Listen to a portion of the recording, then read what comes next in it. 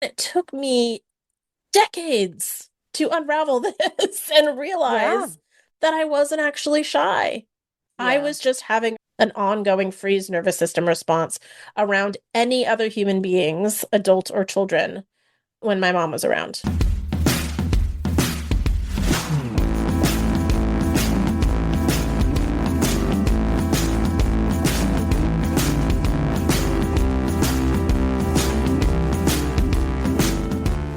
Hello, welcome to How to Be a Terrible Daughter, the podcast where Elizabeth and I hate your awful parents for you. Because we know they're awful. If you're They're listening to us, terrible. they are effing awful. They're terrible. Right. We've pulled the curtain back. We've seen for you, and they're terrible people. So, who are we? I am Megan Caper. I am a medical intuitive and a healer, as well as an occupational therapist. I am Elizabeth Malamed. I'm a psychotherapist and an artist. And we're We cousins. are cousins. So, we grew up watching each other's crazy families in the circus of craziness. Today, we're going to talk about something that I actually wrote a blog post about a while ago that was like had a lot of people comment on it and a lot of people talk about it. And so I thought we'd make a podcast episode about it. I realized like I don't probably plug myself enough because I'm terrible at that, which is probably a trauma response now that I'm thinking about it. But you can find a lot more about me, including this blog post that this was based on, and a whole ton of other blog posts on my website, which is just my first and last name. It's just megancaper.com. So if you want to read sort of a little more extensively the blog post that this is based on, along with some of my other posts about the connection between mental health, psychological stuff, and physical illness, which is really sort of where my sweet spot is as an energy healer, you can go check me out at my website. So anyway, I wrote a blog post called What Kind of Effer Are You? And it was about looking at your nervous system response to stress. So we actually have, there's at least four, there's more than four, but for today's topic, we're going to talk about four ways that people respond to stressful situations. And you've probably heard of two of them, and two of them are like, I mean, maybe you've heard of them because they're gaining popularity, but up until they started studying women and how women respond to stress, which was only like 15 years ago, they didn't know Mhm. that these existed. So they're relatively new as far as research is concerned. But we wanted to go over them because I feel like for me, when I'm looking at my stress responses and then also how to help myself through them, and also I do this with my clients all the time, it's really helpful to know what your subtype or subtypes of stress response are.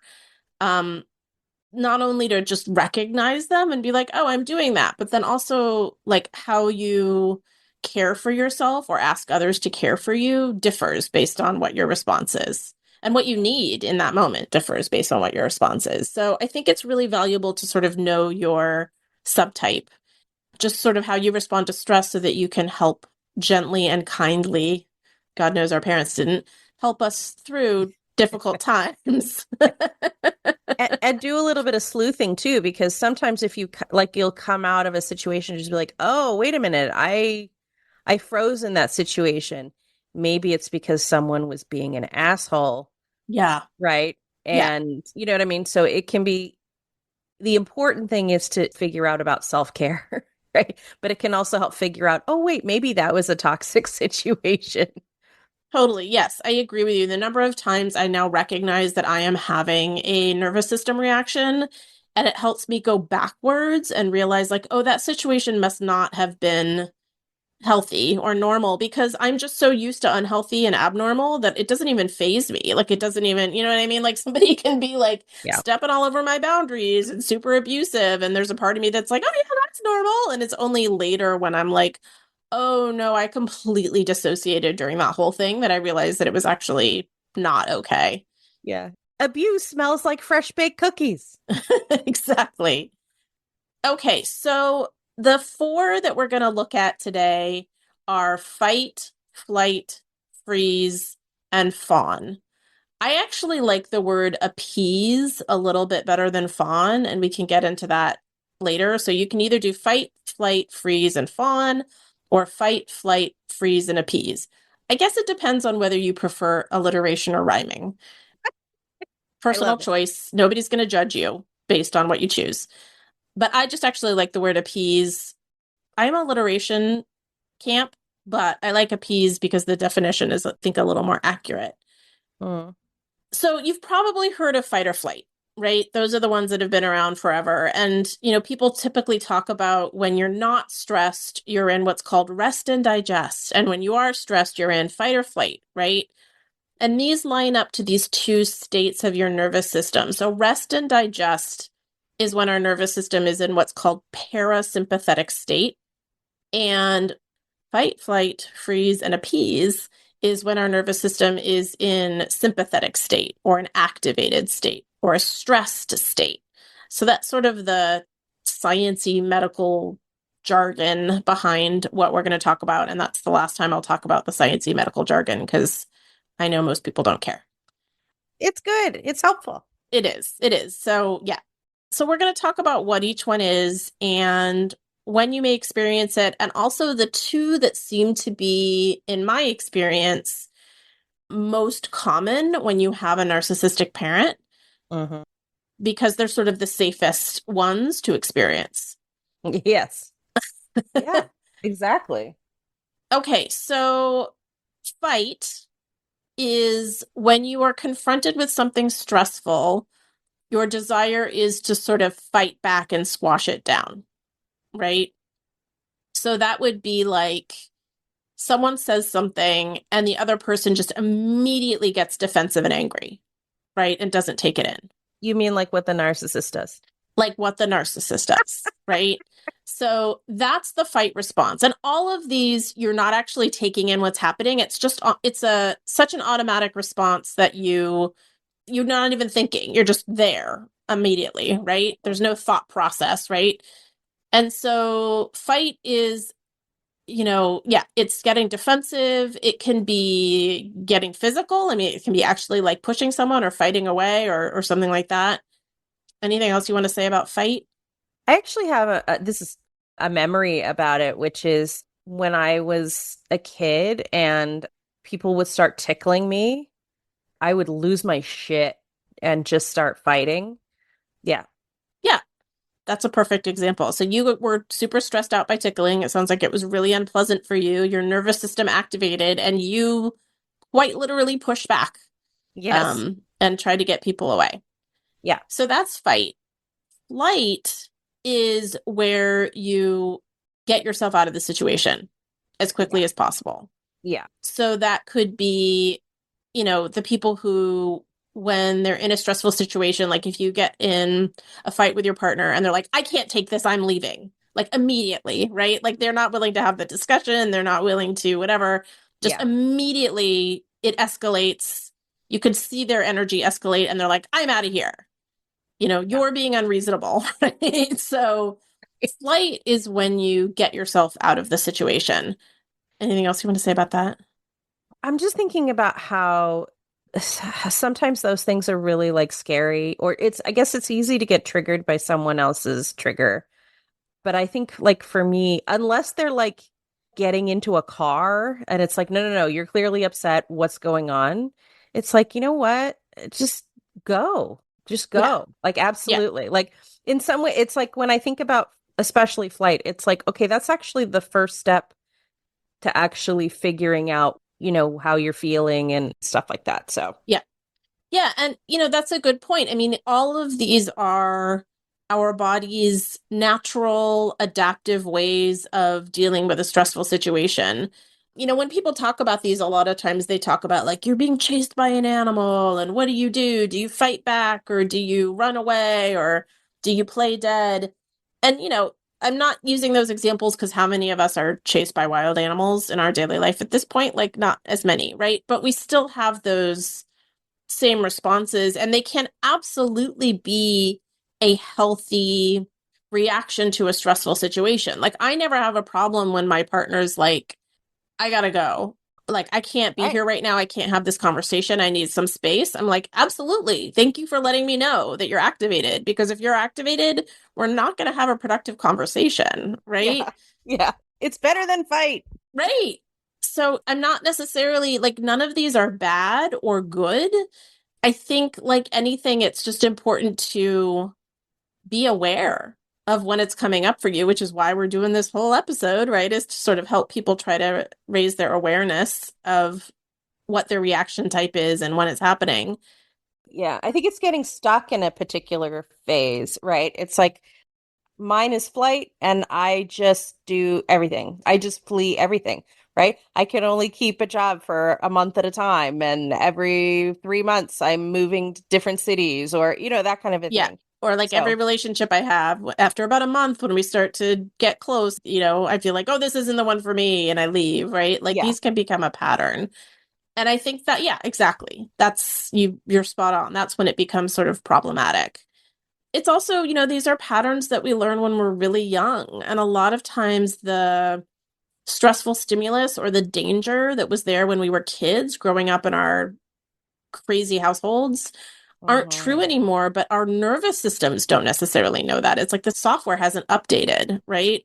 And Yeah. so we're still reacting to things that aren't actually dangerous or stressful in a way that is from the past when it was stressful or dangerous. I was just thinking about how the stuff about that in our culture, we tend to denigrate animalistic and childhood ways of being. And I think that there's something about if we can think about these parts of ourselves, because like when I look at these stress responses, I can't help but feel like they're pejorative in some ways. Like, oh, I should be embarrassed that appease, or I should be embarrassed that I freeze, or something like that. But it is this part of ourselves that is primal and young. That is a part of ourselves that doesn't ever go away. And that if we can use our more developed or adult or civilized parts of ourselves to help that part that is more primal, so that all of the parts of ourselves can work together, that can be really helpful. So, for example, like if you have a pet and you see them do one of these responses, right? They freeze or they fight or they just want to go away or whatever, you can comfort your pet or you can remove them from the situation or whatever, as opposed to being like, oh, I'm this person and like I need to stop appeasing or I need to stop fighting or whatever.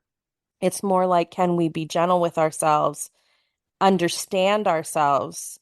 It's kind of a form of self-care, you know. Well, and also, like, these are like very, very hardwired biological stress responses to fear, right? To a fearful, Yeah. stressful situation.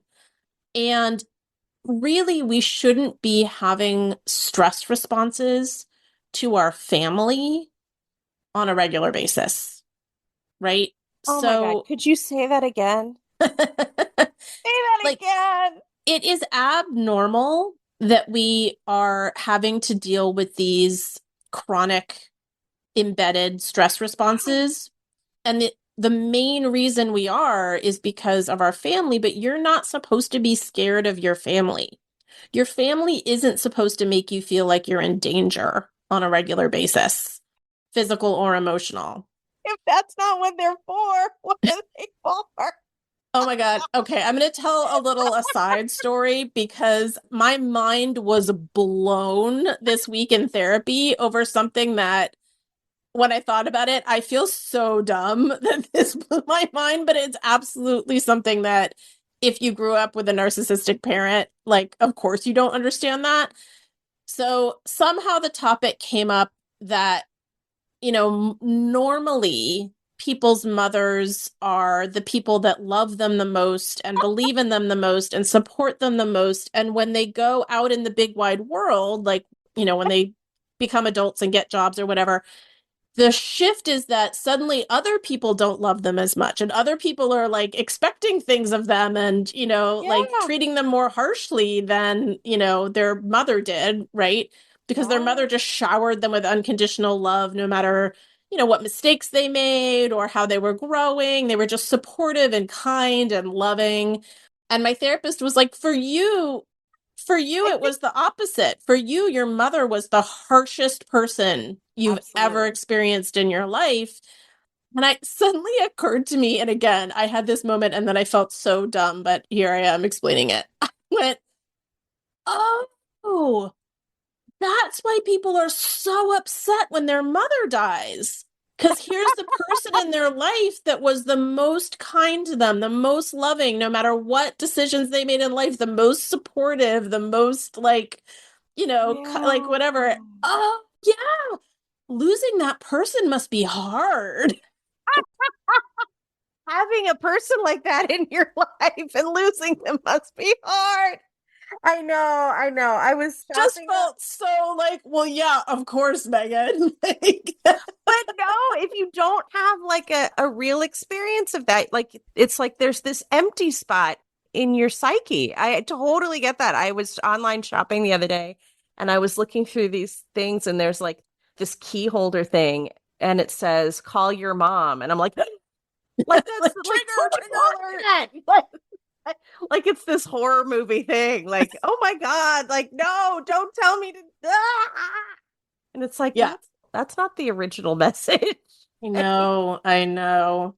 I want to scare and traumatize myself 10 times a day. The point being, these responses, my nervous system's response to my mother is not what most people, when they experience their mother, their nervous system goes into rest and digest, right? Their Oh nervous God. system goes into calming down, feeling cared for, connected, loved. So my point being, like, what we're talking about here is not the way it's supposed to be, right? So when you said I shouldn't feel guilty about, any of these, like appeasing or fawning or, any of them, no, because you were set up. Like you weren't raised in a situation where you got what you were supposed to get. So absolutely you shouldn't feel ashamed of this. Your nervous system was having a completely normal reaction, a stress reaction to a fucked up situation, to an abnormal situation. So, no, it's Okay. not your fault. Your nervous system is actually doing everything it should do. It should have these responses when you're in a stressful situation. It's just that your childhood home shouldn't be a stressful situation. I are you saying that most people don't feel bad about their stress responses? Most people are sad when their mother dies because their mother actually helped their nervous system feel better, I is what I'm I, saying. I That's understand. so foreign to me. I can't even, like, I understand it on an intellectual level, but I'm like, what? I know Whoa. I know Like, each of the words that you're using are English, and I think I know what each of them means individually, but putting them all together, I'm having a very hard time. I know. I know. Okay. We're getting back on track. I'm getting I'm us back on sorry. track. So we did fight and flight, freeze. So That's what I do freeze. when you start talking about moms being loving. I freeze. Yeah. I mean, kind of. So I would say that the most common way that in modern society people experience freeze is dissociation, right? So freeze Mhm. is, the classic way that people describe freeze is like, oh, when the animal plays dead and whatever. But we don't actually play dead. What we do is we check out, right? So we Mhm. we dissociate. Our consciousness pulls back from the situation so that the situation can be happening, but we're not registering 100% what's going on, right? We've actually like checked out. It's like gray rocking by accident. Yes, exactly. And you can actually, when I watch myself or someone else freeze, there is sort of this vacant look that gets on their face. You can see their eyes sort of like lose Yeah. focus a little bit. Maybe they're not looking at the thing that's happening, they're looking off to the side or they're looking up a little bit, right?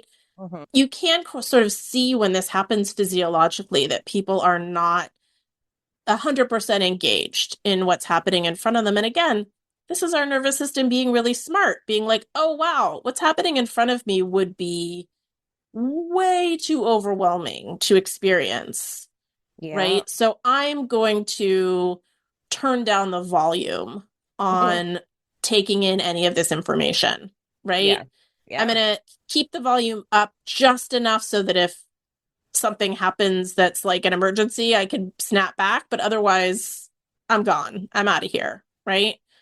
I think these stress responses are like when there's a sensory bottleneck, right? Mm-hmm. It's like there has just been too much information, and now I need to kind of Yeah. slow the flow. Yeah, yeah, yeah. Okay. I would say it's, and I know this isn't a system, I'm making up a new physiological system, but I think it's a sensory emotional response, bottleneck Yes, response. It's both absolutely. simultaneously. Yeah. So, yeah, freeze is when you just sort of check out or you just get small or quiet. I'm actually going to tell in our crazy mom off, I'm going to tell a freeze story. But it's when you sort of, yeah, I mean, I loved you sort of gray rock, right? But it's not intentional, right? You're No. not like intentionally gray rocking. You just are like, I'm going to get as invisible as possible. So I'm going to like move to a part of the room where people can't see me. I'm going to not Mm. speak. I'm going to, I'm just going to, as much as possible, become invisible as you can while still being in the space, right? Yeah. And then appease is this is the newest one that researchers have identified. Appease is where you, again, unconsciously, there's not a thought process here, but where you unconsciously start behaving or acting or saying things that are going to de escalate the narcissist or the person that you're dealing with, right? Mhm. Yeah. So the example I give for appease a lot of times that I know every single woman can identify with, and probably a lot of other folks too, is you are out somewhere and some guy comes up to you and is like, hey, baby, are you an angel? Because you fell from heaven or whatever, right? They're hitting on you and you don't want to be hit on and you're not interested in this person. Mm. So instead of saying, I'm not interested, you say something like, oh, I have a boyfriend, Mhm. or, oh, whatever, right? It's not true. You're lying. You don't have a boyfriend, but you are lying because you are afraid of escalating this person farther. Mhm. That's your fear. That if you are truthful and just have a really simple boundary, like, I'm not here to talk to anyone. I'm just reading my book at the bar or whatever it is, right? Or just in a park existing. I don't really need your help learning how to skateboard or whatever, right? That if you're just very straightforward and honest, that they will escalate, right? So instead, what you do is you appease. You say, oh, thank you so much for your help. I'll take that skateboarding tip into consideration. I really appreciate it, right? Mhm. You do something that appeases them and sort of fawns over them and makes them feel good about themselves. You're sort of massaging their ego in Mhm. order to avoid a possible dangerous situation. So fawning is a way of sort of making sure that the situation doesn't either escalate into a dangerous situation or taking a situation that already feels dangerous and trying to de-escalate it by Mhm. centering and appeasing and fawning over the person, the narcissist, whoever that is becoming escalated or that you're worried will become escalated. Mhm. Mhm. Can Or I add customer to that? servicing. Customer service voicing. Yeah, you are. Exactly. Your gentle parenting, or customer servicing or, yeah.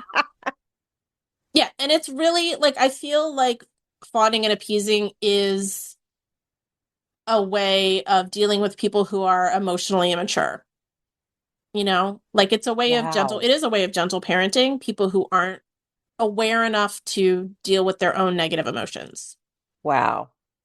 Because if you think about it, fight, flight, and freeze, we have these like metaphors from the animal kingdom. Like there's a bear chasing you. Do you run away?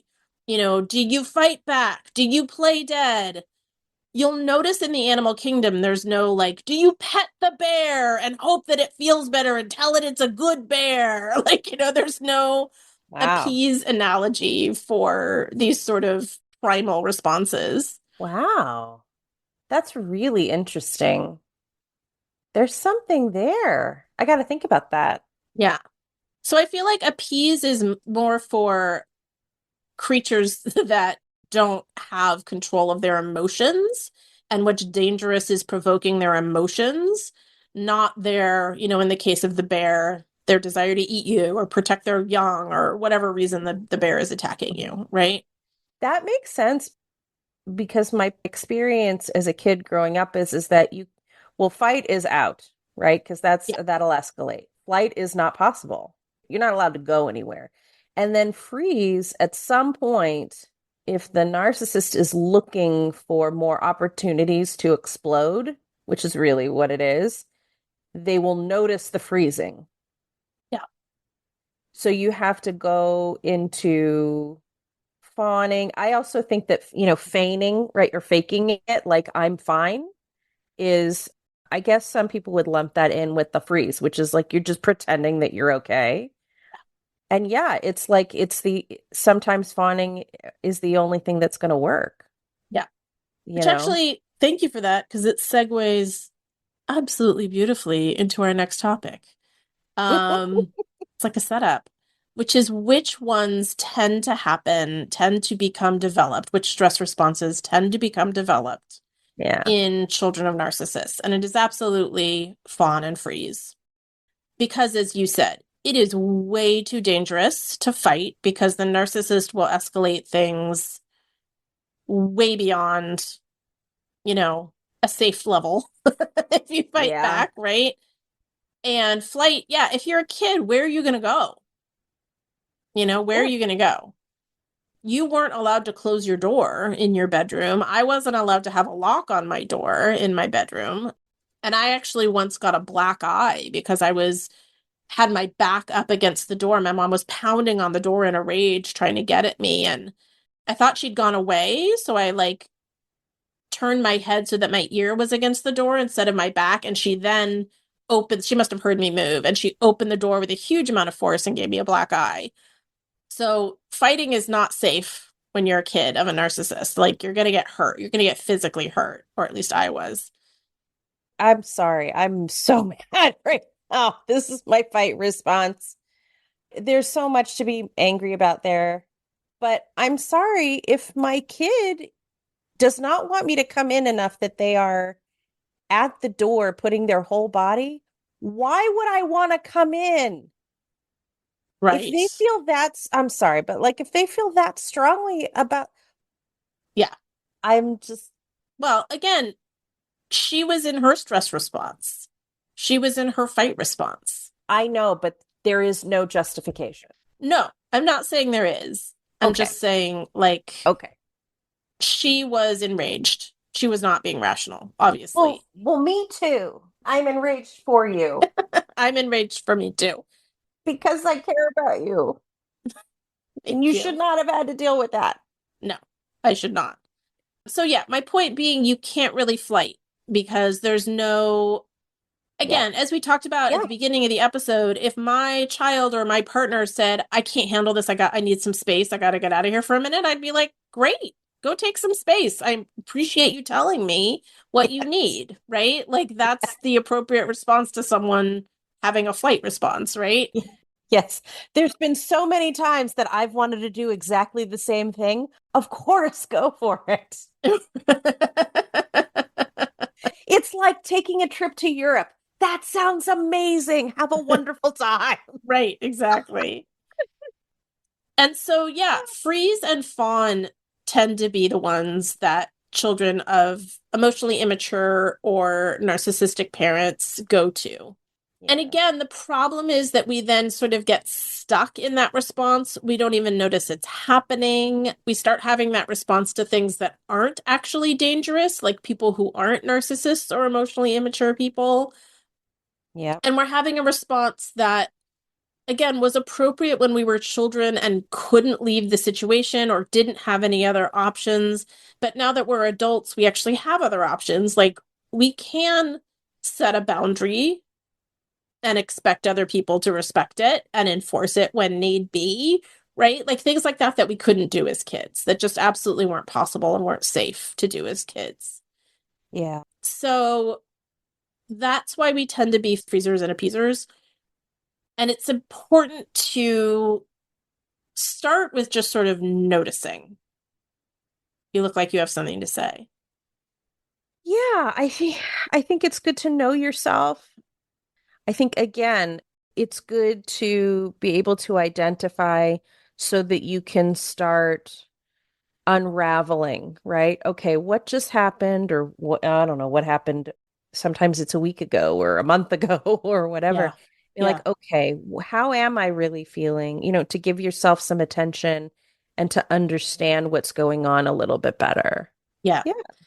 And I think, one of the things that I talk about a lot with my clients that I talk about a lot to myself is that the first stage of any kind of change when it comes to nervous system change, because again, this stuff is wired into your brain. These neurons are Yeah. wired together, right? It's not just a matter of waking up one morning and being like, I'm going to decide to be different, because you're unwiring years Yeah. of things that have wired together, again, for safety reasons, right? For really good reasons. And so the first stage in making this kind of shift away from chronic freezing or fawning is just becoming aware of it, just becoming aware of when you're doing it, just becoming aware of when you are dissociating. Oh, I wasn't fully present during that meeting I just had. Right. Interesting. And don't try to investigate why necessarily, and don't try to change it. Like the first step is really just noticing. Oh, I Yeah. did that at that time. Okay, that's interesting, right? It's information. It's information for you in the path towards getting to know yourself. It's Yeah. not good. It's not bad. It's just information, right? Yeah. And what I'm hearing is treating yourself not like a robot, right? Or an object, which is what we've been taught to do, right? But Mm-hmm. more like a plant or a garden, right? Which is so the seed is identifying, like, oh, okay, I did that. And you do not have to do anything about it, because like with a robot, it's like, oh, okay, I have to immediately act on that. I have to immediately, whatever, change my programming, do something different. I have to, turn on, turn off, whatever. But it's like, no, no, no. Growing takes time and it's okay. You don't need to make some radical change. You just kind of let the awareness be, right? And it can kind of gather steam gradually. And I always say, be aware of it in a state of self compassion, right? Mm, So just be aware of mm. it and be caring. That's your only job, That's really lovely. you know? Like, I think it's good to spend even years in that stage, just developing Thank you, Megan, for that like reminder. awareness and self compassion. Like, oh my gosh, I checked out during that meeting. Wow, I must have really needed to, that must have felt scary on some level. Like, Hmm. I get that, Megan. I see what you did there, and I care for you, right? Like, that's it. And same thing with Yeah. people pleasing. If you notice you're constantly putting other people first, right? This is the fawn response, that you're not taking care of yourself, but you're making sure other people's needs get taken care of before your own. And so then your own like goes so far down on the list that you never really take care of them. Or are deferring to other people, right? Like, where do you want to eat? Oh, okay, that's fine. If you're always like, well, I don't want to push my thing because they really wanted Thai, right? I didn't really want Hmm. pizza. If you're constantly sort of centering other people, again, just notice when you do that, Hmm. and sometimes I genuinely didn't care whether I got pizza or not, and they really did want Thai, and that's okay. That's actually just compromising, right? So the Yeah. reason we need to spend so long looking at these patterns is because it's not even clear we're sorting them in boxes, Yeah. right? Because sometimes it's not even clear what's a stress response and what's not, because they've become so interwoven into our existence from such an early age that the Yeah. first step is just witnessing yourself, seeing yourself, being there for yourself, reflecting Yeah. yourself back to you, which are things that we should have gotten as babies and never got, right? Yeah, you're absolutely right. And this is really cascading a lot for me. So I'm thinking about two things. One is only in my body can I tell the difference between an act of caring and an act of self-abandonment, right? So Yes. the outside will look the same, but the inside is different, right? Like, why was it okay last night for me to say that I didn't care where I went to dinner, but the night before it was an act of self-abandonment, right? And then the other thing, which is that good parent message, which is I see you and I hear you. Hmm. And that those things, it's like without distortion, without expectation, without pressure, without necessarily analysis or judgment, right? That is one of the primary forms of love that we all need. And Yeah. so for you to just allow this loving awareness to whatever coping skills, you notice in yourself, that is incredibly profound and necessary. And I think it's really interesting because in the last, I would say, 5 years in my energy healing work, I've developed this technique, or it's sort of, I wouldn't even say I've developed it. I have downloaded from consciousness this technique where when I identify like a belief system or a coping mechanism that is, again, at one point was to keep this person safe, but is now causing issues, like a lot of times physical issues or emotional Mm, issues. One of the first things I have to do sometimes, if it's something that's been there for a really long time and it came from a place of that person being deeply hurt or feeling deeply unsafe, is identify where the part is. I identify about how old this person was when this was, sort of mhm. created or, became the strongest. And sometimes I just have to go in energetically, like, so let's say it's in their heart, right? And it's this feeling of like, it's not safe to let anyone in. They're just going to break my heart, right? Yeah. I just have to go and sit next to that little kid version of them for a while Hmm. and not Yeah. ask anything of them, not try to change them, not try to say, like, how can we shift this belief system? Or, this is, whatever. I just have to go sit next to them and witness them and listen to what they're saying and go, I hear you. That Hmm. sucked. I'm here now. Can I sit with you? And it takes a while. Sometimes I will sit in a session for like 10 minutes before I'll even attempt to be like, you know, can we look at if there's a different way to do this that you still feel safe, but is maybe a little healthier for the whole body, right? Which is sort of what I do in those Hmm. situations. But Hmm. sometimes it's a long time. Sometimes it's a whole session if it's like my first session with someone of just going in Hmm. and sitting with that person because that little child version of them never had anyone sit with them while they were having a stress response. They were all alone, you know? Yeah. So it's incredibly valuable to do that, whether you find a practitioner like a therapist or an energy healer to do that, or even doing that for yourself is incredibly important. Like, whoa, you checked out during that meeting, or like that whole dinner with your family, you barely heard anything that was said. Like, wow, I'm here with you. I hear that. That means it must have been really hard and stressful, and I'm so sorry, you know? Yeah. Yeah. You're doing for that person what some people's moms do for them. Like it's literally the movement back to rest and digest, Yeah. right? Yeah. Yeah. All right. Let's move on to our crazy mini mom off, which, by the way, a listener told me this is their favorite part of the podcast yesterday. And I get it. I understand why. Do you have a story you want to tell, or do you want me to start? I think you should start if you don't mind. Okay. So, this is a story about like how I developed my freeze response and how it was completely misunderstood by my mom Mm.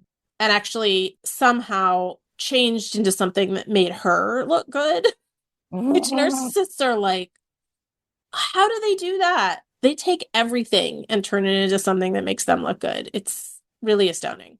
It's because that's all they care about. I know. I It's know. the 10,000 hours. You can become an expert in anything. And that's what If it I is. center myself for 10,000 hours, I'll become a professional self-centerer. That sounds delicious, by the way. Okay, so when I was a little kid, whenever I would go with my mom to somewhere where there were other adults around, or other kids, but if my mom was there, I would hide. I would hide behind her. I would hide behind curtains. I would hide Mm. underneath couches or behind couches. And if anyone spoke to me, I would just become petrified and I would not even be able to speak. And it was labeled when I was a kid as shyness, right? So the story was that I was a painfully shy little kid. And my mom would always sort of, you know, not make excuses, but just like, I'm so sorry, make apologies. Like, I'm so sorry. She's just so painfully shy. She's just so painfully shy. And the thing is, now that I'm an adult, before I sort of realized what had happened, when I used to tell people I was a shy kid, they'd be like, what? Like, you're the least shy person I know. You will go talk to anyone and do like ridiculous things in public and you're not shy at all. And I'm always like, yeah, you're right. I'm not shy at all. Like, where did that come from? That's weird. And again, I was like, oh, I probably just grew out of it, right? It was probably just something I had as a kid and I grew out of it. But what I Mm. realized at some point was that it was absolutely a very intense freeze response because what my mom would do Mhm. is she would tell me after I'd had social interactions with other people, with adults or with kids or whoever, and she was there. We would get home and she would tell me all of the ways that I was somehow like wrong in interacting with them. I didn't say hello, or I didn't say thank you, or I hid behind the couch and that's rude to do, or they offered me to play with their toys and I ran away. I didn't play with their toys if it was a kid. I mean, I would just get this laundry list of the things that I'd done wrong. And all that made me do was want to do nothing because I was terrified of doing something wrong. But if Oh, sure. I, as you said, unconsciously gray rocked, right? If I just made myself as still and invisible as possible, there was less to critique. Of course, she eventually ended up critiquing that, right? Like you didn't engage with them Ugh. and that was rude. They said Right. hi to you and you ran away. You hid behind the couch, right? Right. But I realized at some point that I was not shy at all, that I was just terrified of the inevitable laundry list of things I'd done wrong that I would get on the way home from any kind of interaction. Yeah. And then that escalated when I got older and started having play dates. I think I've talked about this a little bit before on the podcast, where she would lie to me and tell me that she'd talked to that friend's parent and that they didn't want to have a play date with me, but that she had intervened and insisted that the child have the play date with me. And she would tell me this like literally as we're getting in the car, getting ready to go to the play date.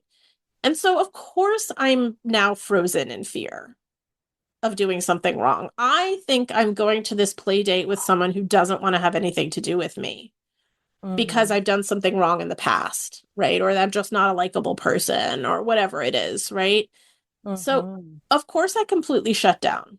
Of course, I Yeah. froze.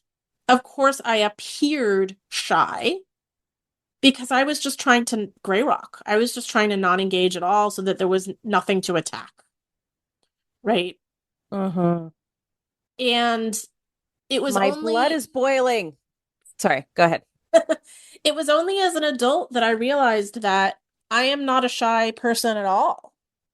And probably, most probably, if I'd had one of those mothers we spoke about earlier that were like kind and caring, I don't know, I've heard they exist, that I probably would have never had a like shy phase or ever been shy. I probably would have been a pretty outgoing kid. Yeah. But again, it took me decades to unravel this and Yeah. realize that I wasn't actually shy. I Yeah. was just having an ongoing freeze nervous system response around any other human beings, adult or children, when my mom was around. Yeah. And it's so interesting because I saw the thawing out, right? Because you'd come into a family event, right? And then the kids would, thank God, the kids would be able to play alone together, right? And I would see it, like I could see this gradually. Oh, you like Megan is becoming Megan, right? You know I'm what I coming mean? online. Yeah. And but then to hear like my mom and your mom talk about how shy you are, I'm like, what? And I didn't blow your cover ever. You know what I mean? Because I was like, "Oh, I don't think they Thank you need for to know that. about that. I don't think they need to know about that." But it was like, not to make it about me, but it was like there was no one for me to talk to about. It's like you guys are really wrong. Like, Yeah. what's going on here? And not like it was just very strange because it was like I was left with this. I don't see this. I see something very different, but there's like no one for me to actually talk to about that either. Again, not to make it about you because your mom is evil and I hate her.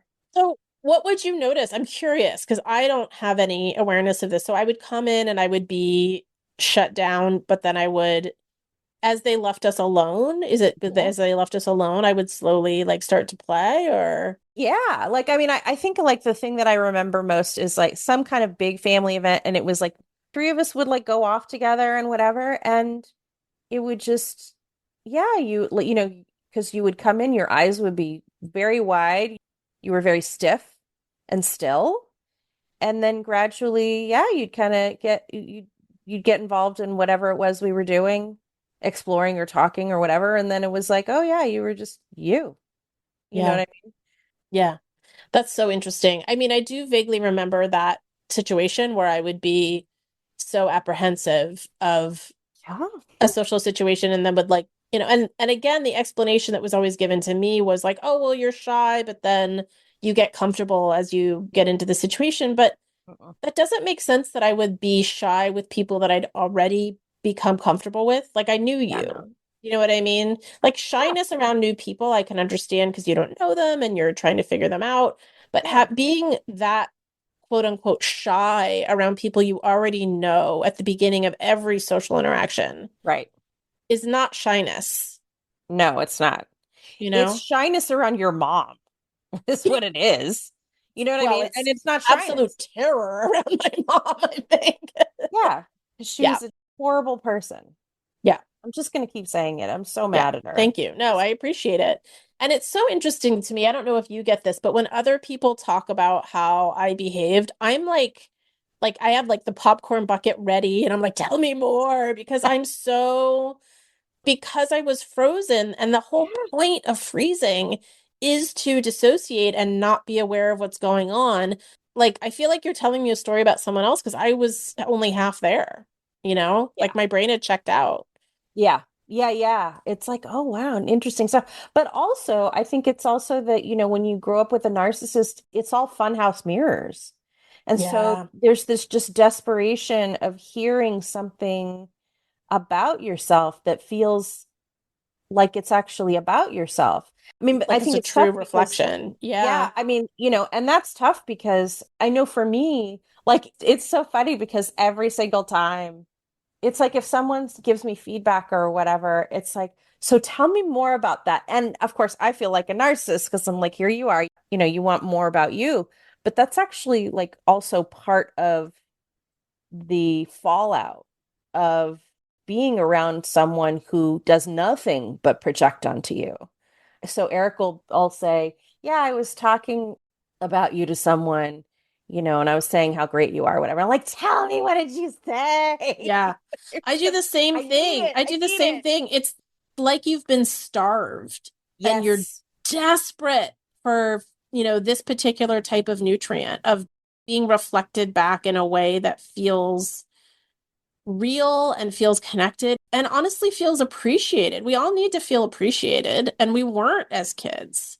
For me to hear that someone is saying something that is appreciative of the good qualities that I know I have and that I'm so desperately was trying to connect with my mom on, being kind, Yes. being caring, being whatever, right? Being funny, being smart, whatever, right?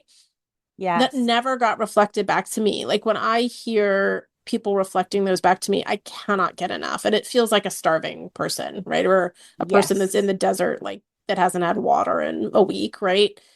And I agree with you. I feel like a narcissist because I'm like, tell me more about what they think about me, right? Yes. I want to clarify something because I have said to you several times that you were too cool for me. And I want to explain that because I think that sometimes you think about yourself as like when you were 7 or 8, Yeah. but like when you were like a teenager, like a preteen teenager, there were times where like you and I would hang out or it'd be like you and me and like your friends or whatever. And you were so confident and you were so funny and you were so clear and honest and in yourself. And you probably didn't feel that way very much, No. but like you were so you. And this was not in a family context at all. But so I wanted to like double back on that with you because I totally I wanted to be like you in that way. I totally wanted to be as opinionated and you were darkly funny. I just want you to know that I actually did feel that way for a significant period of time, like early teenage until mid to late 20s or maybe even 30s. So, anyway, Yeah. That's interesting. I'm thinking about that and I'm thinking that, how when you grow up with a narcissist, there's like the acceptable things that you can excel at, the things that they want you to excel at and that they yeah. can brag about are the things that are okay for you to excel at. And for me, I mean, one of them was definitely school, right? So being smart was one Yeah. way I could get praise, right? Or get Yeah. acceptance or not get yelled at. But the other thing is, and this will make sense to you when I say it, my mother was desperate to be popular, always. Even as an adult, she Yeah. really wanted to hang out with the in crowd in the art world and the Totally. trendy people and the people on the avant-garde edge, right? Mm-hmm. And so one of the ways that I could excel and get praise for was by being a popular kid Huh. because that reflected well on her. My daughter is so popular. She has all these friends. Yeah. Look at how handsome her boyfriend is. I mean, she was Uh-huh. constantly bragging about that stuff. Mm-hmm. So, and I don't think your mom chased popularity in the same way. No. I hear what you're saying, and I think those were all true traits that I had. Although, yeah, you're right. I didn't feel it in the moment. But it was also that that was an acceptable way for me to have self expression, whereas it wasn't for you. Because there's Mm, anything that the narcissist can't reflect back onto themselves is an inappropriate way for you to express yourself as a child of a narcissist. that's Right. true. And so that was something that was allowed for me to be Mm, popular, to be yeah. cool, because that's what my mom wanted for herself. And so, if anything that she wanted for herself, if Yeah. I was able to do that in a limited amount, like I couldn't outshine her, obviously, right? But if she could brag about how her child was doing these things that she really wanted for herself, that was a safe way to express myself. Ugh. Yeah. I hear that. I hear that. But I will say that, yeah, she may have taken all she could, but the parts that I appreciated about you were not put on. Does that make sense? Yeah. Yeah. Yeah. Because you weren't popular for the sake of being popular. I could tell that you had real relationships with people. You know what Yeah. I mean? Yeah. You figure out how to channel the things that you're allowed to do, Yes. and you Yeah. figure out how to make them enjoyable. I hear you and I see what you're saying. And although I didn't feel that at the time, like looking back on my life, I absolutely think that it's been described to me as quiet confidence. Other people have told me, again, like, tell me more about this. What do you mean? I think I had that. And I think that's a key part of why I survived with the level of like not as much damage Yeah. psychologically, you Yeah. know? Yeah. I think the tough thing is that, gosh, it's like this thing about like scar tissue, right? You develop scar tissue and you develop muscles, and it's like, is that strengthening or is that being broken down? You know what I mean? It's just Yeah. this paradox. What's your story this week? Okay, so the crazy mama. Well, they're sort of about well, the thing that's coming up to me is actually like my recurring dreams and nightmares when I was a kid. So, so one recurring dream and nightmare was that I was somewhere totally naked in public, but somehow no one noticed. So I couldn't hide and I was totally naked, but no one ever noticed. That So is such the epitome of the dilemma with a narcissist is that you're completely exposed, I but also know, no one gives a shit about you. I know. But you And know that if they do notice, they'll be yes, horrified at what they're yes. seeing. Yeah, Yes, yes, you can't feel safe about not being noticed because at any moment you will be you could be. noticed. Yep. Yes. Yep. Yes. And there's no clothing available. I think that's sort Right. of the other thing, right? Yeah. Anyway, okay. Yeah, so technically it's not a story about my mom, but it is so about my mom. I feel like we should do a whole episode of like recurring nightmares we had as children because like I absolutely had a couple that went on for decades that now I'm like, oh. We should. We Yeah. should actually. Yes. Because I now have like three more to talk about. So I'll just leave that one, which is the like I am completely naked. Yeah. That is such a So yeah, parable of growing up with a narcissist. Like, it really absolutely. is. It really is. And Oh, actually, like in my imagination, it's like the lanyap to that is in the dream, my mom comes up and says, "What you're wearing is terrible. How dare you wear that?" It's like, I am naked. No, you're not. You're just wearing something hideous. God. Wow. Oh, my Oh, goodness. anyway, so Sorry, I've got a tiny dog here who is wanting to play tug of war. And she doesn't understand recording a podcast episode. So, I'm I love your multitasking. dog. My dog is the best. She I has her would. own Instagram account, by the way, if anyone wants to check her out. Penny Oh, Bear the good. dog. Oh, good. Okay. Yes, I do want to. I do want to check. I was going to say, like, I didn't want to say your dog's name because I wanted to protect their anonymity. Hopefully, I'm not traumatizing her as much as my mom traumatized me. I don't think Um, that's possible, Megan.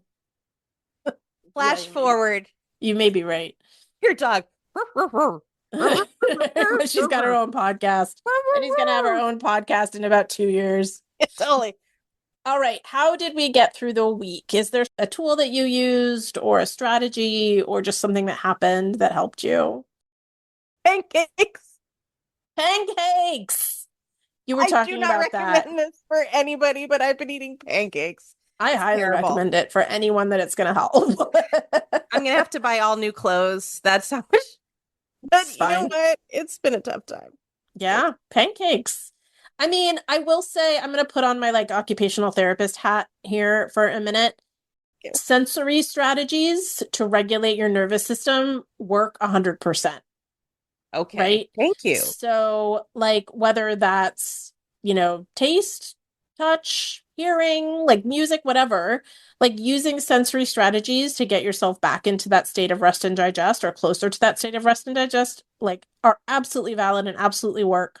And we all use them all day, every day. Like, we're just not aware of them. So, Yeah. I'm a fan. I'm a Thank fan you. of the pancake strategy. Thank you. I'm trying to think of something that I used this week to help me regulate if there was anything in particular. Oh, I remembered something that I've done before that's really easy to do and that I don't do that often. Do you ever do that where you're like, why don't I just do that? I've done that before I and it know. helps. And I yet you know. somehow forget.